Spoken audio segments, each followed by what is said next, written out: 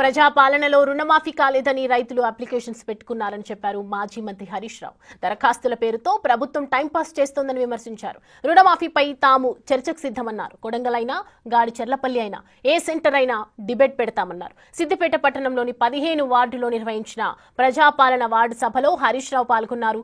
అర్హులైన ప్రతి ఒక్కరికి రేషన్ కార్డులు, ఇందిరమ్మ ఇండ్లు, ఇందిరమ్మ ఆత్మీయ భరోసా అమలు చేయాలని కోరారు. వార్డు సభల్లో చూస్తే పాపం ప్రజలు మేము ఎన్నిసార్లు దరఖాస్తులు పెట్టాలి, ఇప్పటికీ చాలా సార్లు దరఖాస్తులు పెట్టాము. దరఖాస్తులు పెట్టినప్పుడల్లా దరఖాస్తుకు 5 రూపాయలు, జిరాక్స్లకు 10 రూపాయలు, అదేవిధంగా సిద్దిపేటకు పోయి ఇవన్నీ తెచ్చుకోవడానికి, జిరాక్స్లు తెచ్చుకోవడానికి పెట్రోల్కి 20 రూపాయలు, మొత్తంగా దరఖాస్తు పెట్టినప్పుడల్లా 30-40 రూపాయలు ఖర్చు అవుతా ఉంది. మేము చాలా సార్లు పోయినసారి ప్రజాపాలనలో దరఖాస్తు ఇచ్చాం, గతంలో మీ సేవలో ఆన్లైన్లో అప్లై చేశాం. మళ్ళీ ఇప్పుడు దరఖాస్తులు ఇవ్వమని దరఖాస్తుల పేరు మీద కార్యవాపన చేస్తున్నారని చెప్పి ప్రజలు తీవ్రమైన ఆగ్రహాన్ని వ్యక్తం చేస్తా ఉన్నారు.